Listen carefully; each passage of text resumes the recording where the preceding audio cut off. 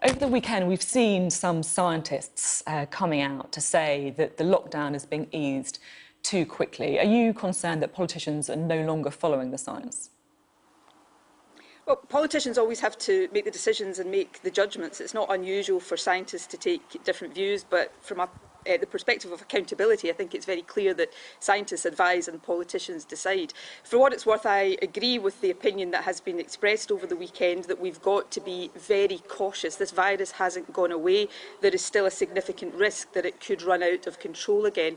That's why in Scotland we are moving very slowly, very cautiously. We've just gone into phase 1 of our route map out of lockdown, and that expressly recognises that in that phase there is a significant risk that the epidemic is not fully contained. So our focus has been very much on allowing some more outdoor activity because we know that the risks of transmission outside, while they're not zero, are lower than they are indoors. And we're asking people to continue to follow all the rules on physical distancing, hygiene, making sure that they are not allowing the virus to spread between households on hard surfaces. So Scotland will continue to take a very cautious, very slow and steady route out of lockdown, and we will make sure we monitor the impact of that all along. You say that you're prioritising outdoor activities in Scotland, but you could also argue that you're prioritising social activities over things that will kickstart the economy. 8 people can now meet outside, you can play golf or tennis, you can go sunbathing in the park, but you don't have to go back to school, you don't have to go back to work if you work inside. I mean, is this not just doing what will be popular rather than things that actually in the long term will benefit the economy? It's trying to take a balanced view, and I make no apologies for that, although I have to say, these are judgments and there's no absolute rights and wrongs in all of this, and all of us will make mistakes along the way. But I do think it's important that we get the economy moving as quickly as it is safe to do so. I certainly want to see that as First Minister, so some outdoor work is allowed to resume in Scotland now. But, I also think it's really important that we recognise the things that matter most to people's quality of life, and that is family, friendship, love. These are all things that people have had to sacrifice over the past couple of months, and I don't think it would be right to, when we've got such limited room for manoeuvre, and that's the key point here, we don't have much room to spare, we don't have much flexibility, so I think it would be wrong to use all of that to get the economy moving again and end up in a situation where people are going back to work, being told they have to go back to work and remain in lockdown for the rest of the time. That wouldn't give very much quality of life to people. So it's about trying to strike the right balance, but crucially making sure that the steps we take are not running the risk of allowing the virus to spread out of control again. So this is always going to be a difficult balance, but it's the responsibility of politicians like me to try to get that as right as we possibly can. Yeah, as you say, it's clearly a political decision, even if it's based on as much science as possible. In the meetings and the briefings that you've been a part of, have you picked up a sense recently that scientists are worried about some of the political decisions that are being made? I guess there is probably a concern, and I'm not speaking on behalf of scientists here because I've not had this conversation with any of them, but I think if we look and observe the media coverage in recent weeks, UK-wide, if I was a scientist, I think I might have a little concern that politicians were looking to try to blame me for any mistakes that had been made, and I don't think that would be right to do. Politicians like me, it's a tough place to be at a time of crisis like this, but we are elected and we are accountable. So we have to listen to the advice. I think it's really, really important that we listen to the scientific advice. We try to understand that as much as possible. But ultimately, we have to apply our judgment to that and take the decisions. And I think it's really important that we are very clear about that. So do you think, then, just trying to read between the lines slightly, do you think that politicians in Westminster have been trying to hide behind the science? Look, I'm not here to criticise other politicians. I've tried very hard throughout this crisis not to do that. We're all in a really tough situation. These are the hardest decisions I've ever had to take in my political career, and I'm sure that's the case for others. We're all trying to do the right things, but the point I'm making here is a straightforward one. We're in these positions, we're elected to these positions to take the tough decisions, not just for the easy times, but for the hard times as well. And I think it's really important that separation of responsibility is understood. Our advisors advise us, but we have to take the decisions. And I think it's very important for all of us to be clear about that. OK, now, I just want to talk to you a bit about the situation in care homes in Scotland. Because between the 16th of March and the 24th of May, there were 94% more deaths in Scottish care homes than the average. 46% of deaths linked to coronavirus in Scotland happened in care homes. In England and Wales, that figure was just 28%. And it does seem that, one of the great tragedies of the pandemic has been the failure to protect some of our most vulnerable people. Is this a matter of personal regret for you? Every single death from this virus is a matter of deep personal regret to me.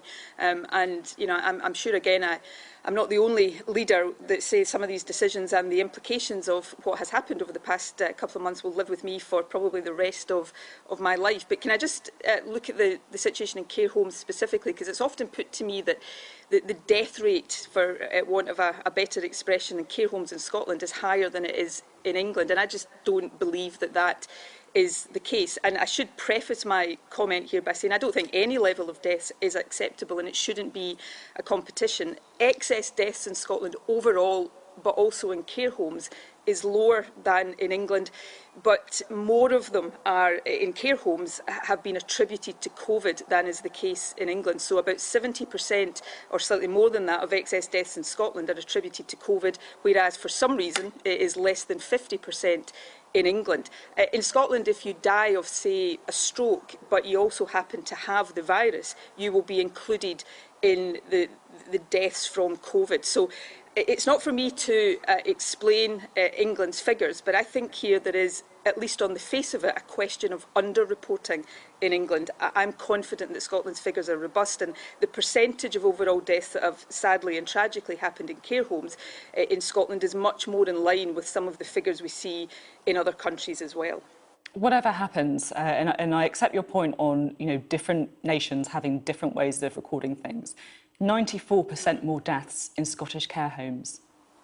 I mean, this is a huge number of people, just as in England as well. We were talking about political decisions earlier. Yeah.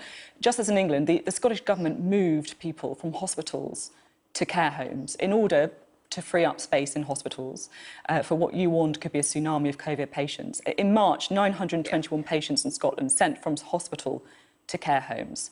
Was that a mistake? Look, I think it's very easy right now, and to some extent understandable, because this is so tragic and grim and horrible, to look back and apply the knowledge we have now to the decisions we took then. And I think it is right that there is full consideration in due course and full scrutiny of these decisions, so that there is accountability, but also that we learn lessons for the future. But if I can take you back to that earlier period and consider the fact that the older people that were in hospital, the so-called delayed discharges, they didn't need to be in hospital, they had no medical need to be in hospital. We were expecting, and in some cases saw, an influx of coronavirus patients into our hospitals.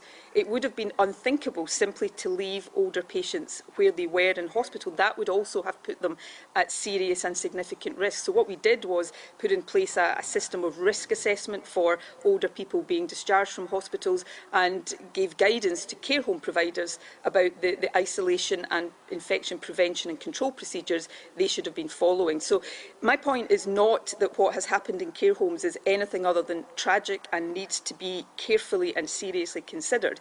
It's simply that at all times, I can only speak for myself and my government, we have sought to take the best decisions we could based on the knowledge and information we had at the time. In the period since, we've learned so much about this virus that we simply didn't know then. Chief amongst those things, possibly, is the risks of asymptomatic transmission. Back then, the view was that people who didn't have symptoms, either because they were pre-symptomatic or asymptomatic, didn't shed the virus. We've got a very different understanding of it now. So as our knowledge has developed, we've tried to adapt the response that we have as well. You were saying that it would have been unthinkable to have left some of these vulnerable people in hospitals where they could have contracted COVID-19, but of course there's risks of moving them to care homes if they Absolutely. had COVID-19 as well. And on March the 26th, the advice from the guidance from the Scottish Government was that individuals being discharged from hospital do not routinely need confirmation of a negative COVID test. I mean, that wasn't changed until April the 22nd. Will you accept that that was a major error? Yeah. Well, again, that's the point I'm making about knowledge changing. So back then, rightly or wrongly, there wasn't the same understanding of asymptomatic transmission. So what people like me were advised back then is that the tests weren't reliable in people who didn't have symptoms. Now, I should So say that there's still was it an some error? concern It's a about direct that. question. Was it a mistake to not be No, I don't. routinely testing Well, people? if I apply the knowledge I have now, then you can it leads you to that conclusion. But I didn't have the knowledge that I have now back then. And that is not me trying to make excuses. Believe you me, I am not interested in that. I'm simply making the point that we've got a virus here that is new, unique, unprecedented. It's still only, 150 or so days old. And we have been learning about it all along. So if I take what we know now about asymptomatic transmission and apply that to that period, then we may well have taken different decisions. But we didn't have that knowledge then. And that's the key point here. At all stages, we've taken the best decisions based on the information we had. But, trust me, I am not saying for a second that I don't deeply regret every single death from this virus. It is absolutely awful, the number of people, and older people in particular, who've lost their lives to this virus. And I guess that's why I keep saying to people, please continue to follow the guidance and the rules, because the virus hasn't gone away, and it's really important that we don't become complacent in the face of it. Just a quick thought to end. You're saying there about how important it is for people to follow the guidance and the rules. When that rule was simply to stay at home, it was quite easy.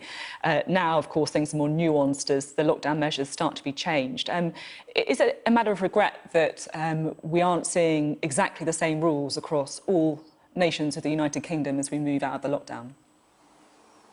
Look, I think we have to all take the decisions we think are right and try to collaborate and share our views as much as possible. And that's the nature of devolution. But it is also, frankly, in the nature of a virus that perhaps is at different stages in different parts of the UK. So what I've always been at pains to say is that because we're taking different decisions in Scotland, just as the Welsh Government are taking different decisions, as is the Northern Irish Government, it doesn't. Well, firstly, it's not political or constitutional, and it doesn't mean that we don't continue to try to coordinate our decisions across the UK, 4 nations of the UK, as much as we can.